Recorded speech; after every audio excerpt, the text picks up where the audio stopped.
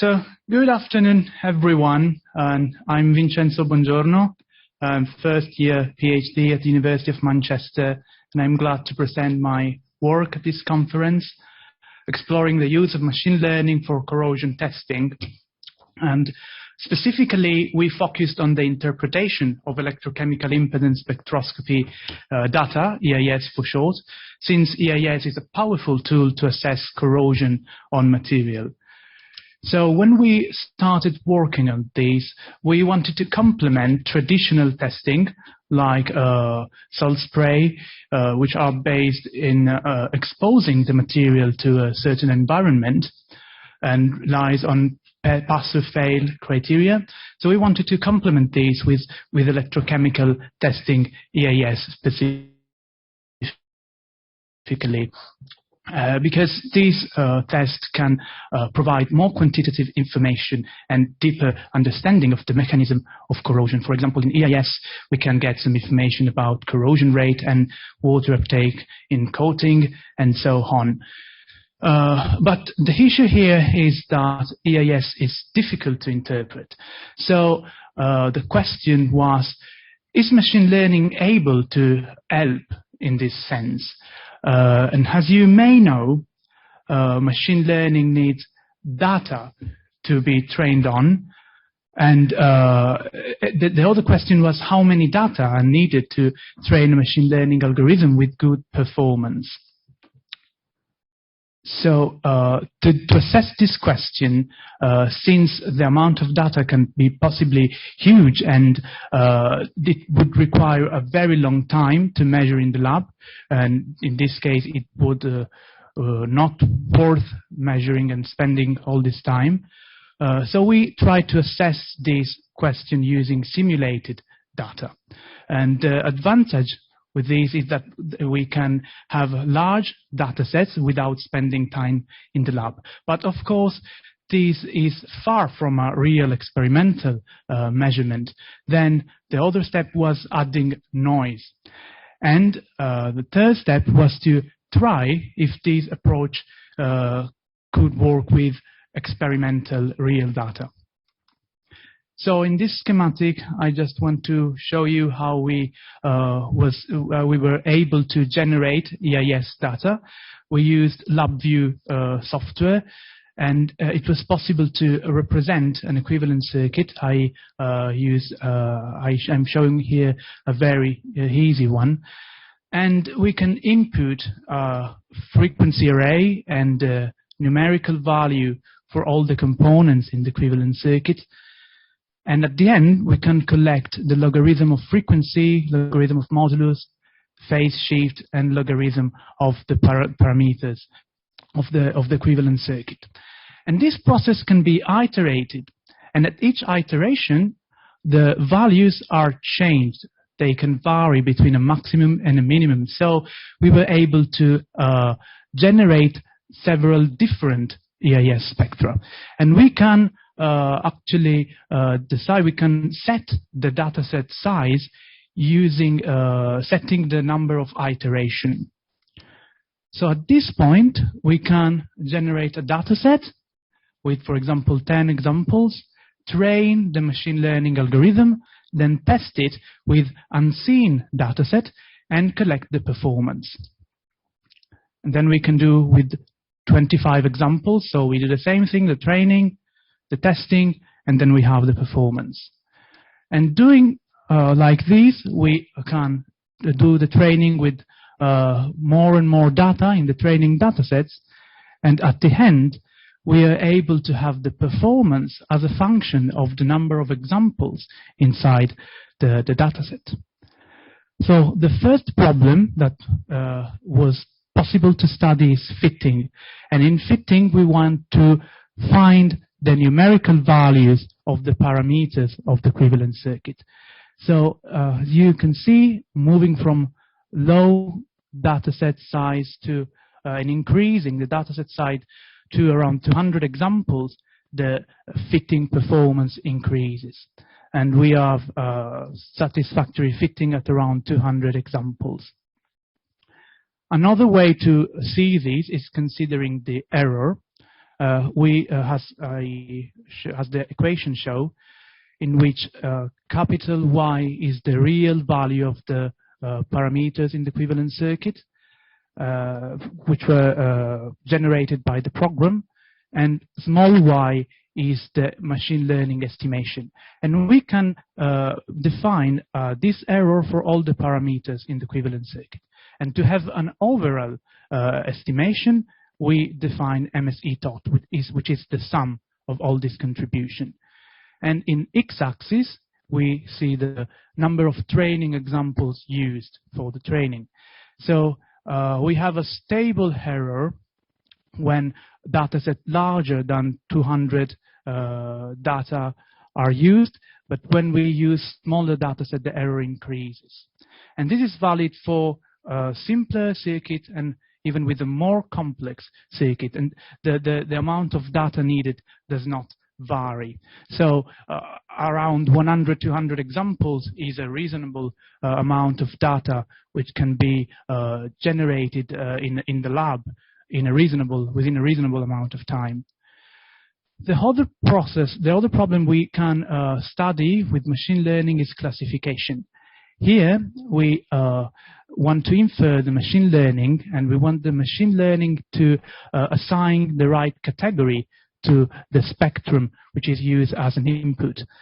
And this is an important problem because corroding system and non-corroding system gives different spectra. So that's why we're studying this. And we consider two scenarios. So scenario one, in which we have three substantially different EIS spectra given by three very different equivalent circuit. And scenario two, in which the equivalent circuit were rather similar. Also in this case, we considered accuracy now, which is the how many time, the right prediction over total prediction. Right prediction means how many times the machine learning was able to assign the correct category. And considering accuracy, we have also here stable accuracy when dataset with more than 200 examples are used, but when smaller datasets are used, the accuracy goes down. And this is valid for both scenarios. The only thing that changes is the maximum accuracy achieved. So as I mentioned, until now, all this study was performed using simulated ideal data, which appear on the upper part of the slide. And these are generally far from a real measurement in the lab. So to have more closer data to a real experiment, we used noisy data. So we had electrochemical noise to these data to make them more similar to an experimental measurement. So also in this case, we studied fitting, which we see, you can see the dotted line is the noisy spectrum, and the red continuous line is as the spectrum would appear without noise, and the green line is the machine learning fitting. And now we want the green line be as close as possible to the red continuous line. And also in this case, with noisy data, around 200, using around 200 data, we can achieve quite satisfactory fitting. And we can consider this also watching at the error, and we have this confirmation that with around 200 data, the machine learning behaves and can achieve good performance. The same outcome was found for classification. So considering noisy and non-noisy data, also around 200 examples are needed. So we have the confirmation that this kind of model can have this performance also with dealing with noisy data. So now that we had quite satisfactory results with simulated data, we wanted to try with real data, with real EIS data, which were provided by AXO Nobel. So these are the panel used for the measurement, and we have on the first line the sample after immersion in 1 day and then EIS measuring. And the second line we have the same panels after 1 day EIS and stripping, and on the third line we have, which is not available for all the panels, we have the Corrosion test for 1 week and then immersion for 1 day. And looking at the appearance of these panels, we can group between 2 main categories. So group A, good appearance, good performing coatings, and group B, not good appearance and bad performing coating. So also in this case, the amount of data provided by AkzoNobel and their variability was not enough to train the machine learning. So also in this case, we had to use another approach. So we started with experimental data provided by AkzoNobel. We fitted them using traditional fitting software like ZView, and it was possible, after the fitting, it was possible to extract all the numerical values, all the ranges for all the numerical values for the parameters in the equivalent circuit. And doing this, we were able to simulate a new training data set and train the machine learning algorithm with these data set. So now we have the machine learning algorithm trained with simulated spectra, but realistic spectra, because they come from real measurement. And we can use the experimental data set from AkzoNobel to test the machine learning algorithm.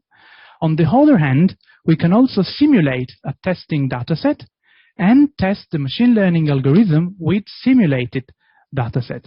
So in this case, doing so, we can compare the two performance and see if limitations are intrinsic of machine learning, or maybe they depend to the fact that we are dealing with experimental data.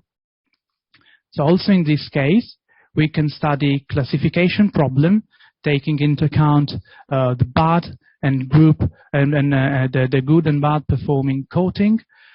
So we kept into account those EIS spectra, and we can also study the fitting problem.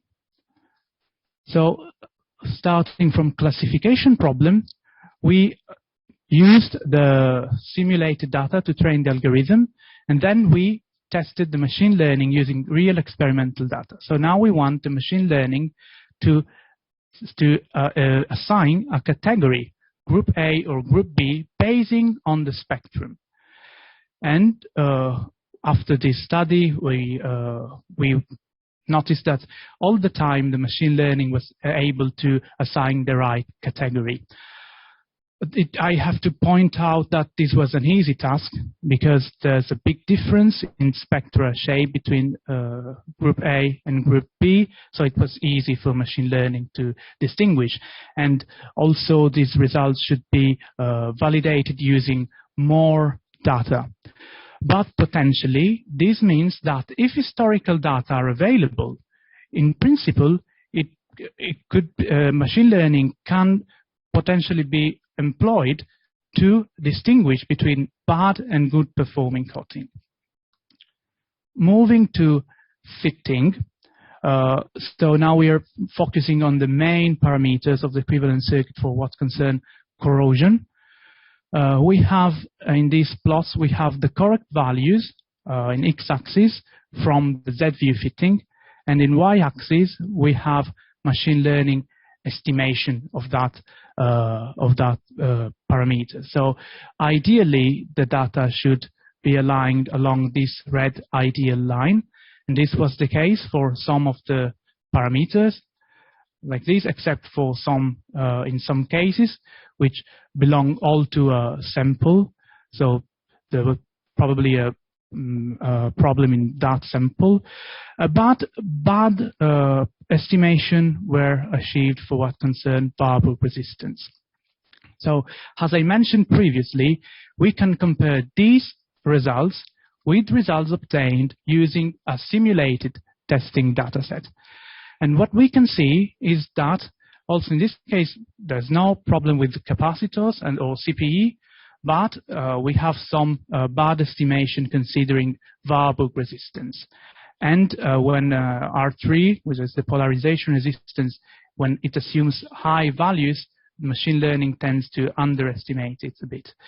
So now, the last step we can do is using simulation to optimize the measurement and see what happens if we use another range for frequency. So this was the range frequency used by AkzoNobel, and this is the last range of frequency we used. And using a lower frequency, we see that results estimation gets better in the case of parameters that appear in low frequency region like R3 and especially Warburg resistance. So in conclusion, we can split these in two. So with simulated data, we had satisfactory performance with 200 examples, and this means that this amount of data can be produced in a reasonable amount of time in the lab, and the presence of noise has a slight effect of machine learning performance, especially when the data set is small. Considering experimental data, we see that machine learning algorithm was able to assign the right category for bad and good performing coating, but again, this has to be validated with more data. We also noticed that Warburg resistance is a difficult parameter to estimate, considering both experimental and simulated data, but this estimation can be optimized, can be achieved using an optimized range of frequency. I thank you for your attention, and I also want to thank AkzoNobel for financial support.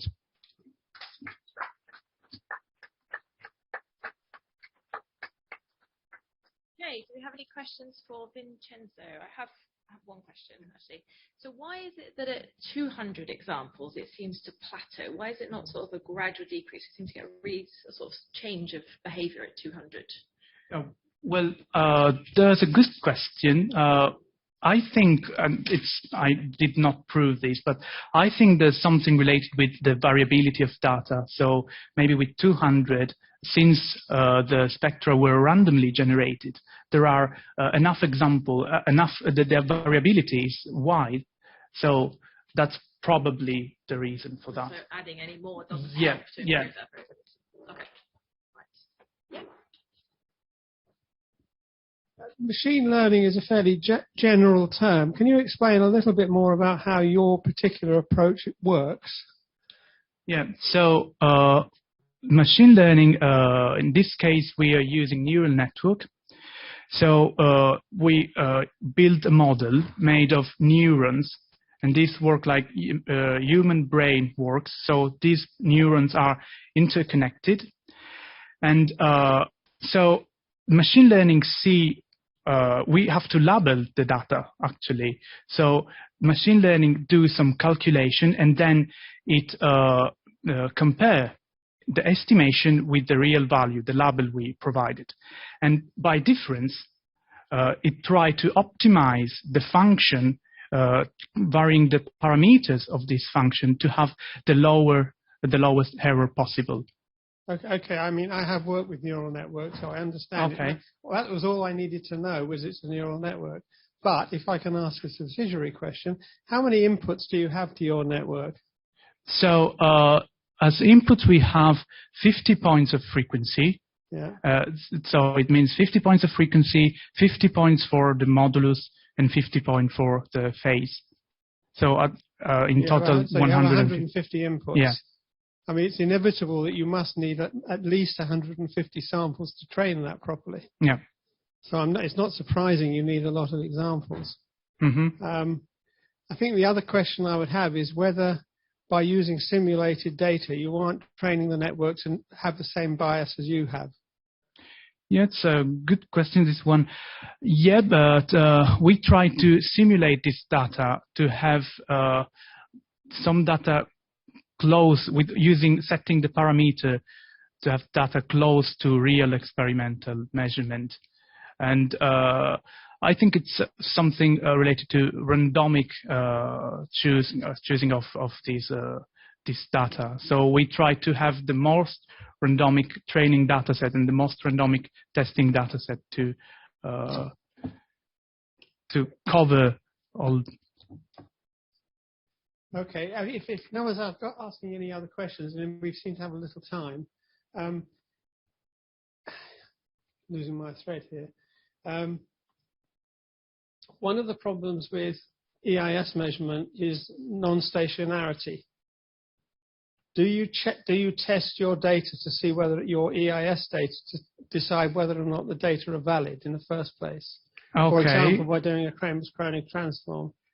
Well, this data, which are simulated data, no problems with that. Yeah, we had no problem with that. The other data were already provided by AXO Nobel, so we did not make the measurement. You still could test whether they fit, whether they meet the criteria based on the Kramers-Kronig transform, for example. Okay. Because if they don't, and you're looking at a nonlinear system, you've got all sorts of other issues that you may need to think about. Okay. Yeah. Thank you. Yes. Yeah. Yeah. I mean, partially, I think that the nonlinearity and non-stationarity issue is addressed in the work that he did on the noise, because he did added a noisy current source, and that produces fluctuation in the time domain, and then he has evaluated the impact of this on the machine learning performance. So this does not address nonlinearity per se, but it sort of comprises situations which are far from the ideal case when the response depends only on the applied signal. You could look at drift as well, and things like Yeah, that. yeah. I think you've kind of covered the questions I was going to ask, but why did you choose 1/f as your criteria for shoving noise into the system? Okay, we found some of these examples in literature where we had this kind of noise. Because you often get noise. I mean, there's the noise that appears around about mains frequency and multiples thereof, which you're not modelling. Maybe you can ignore that. I don't know. Just drop that out. The other concern I slightly had was, yes, if you expand the frequency domain, of course you're going to model it better. That's a statement of the obvious. But the trouble with doing experiments at 0.1 millihertz is it takes a very long time. And the main issue is you have potential drift in the system. Because you're spending so much time polarized either anodically or cathodically, you will change the system. So it will not be linear. And even at 1 millihertz, which is quite commonly used, you'll still change the system significantly within the time scale of the experiment. So experimentally, I always ask people to run it from high frequency to low frequency and then run it back again. And if it traces the same curve, it's okay. If, as it often does, not trace the same curve, then it's nonlinear and you have to do it again. Okay. As an experimental observation.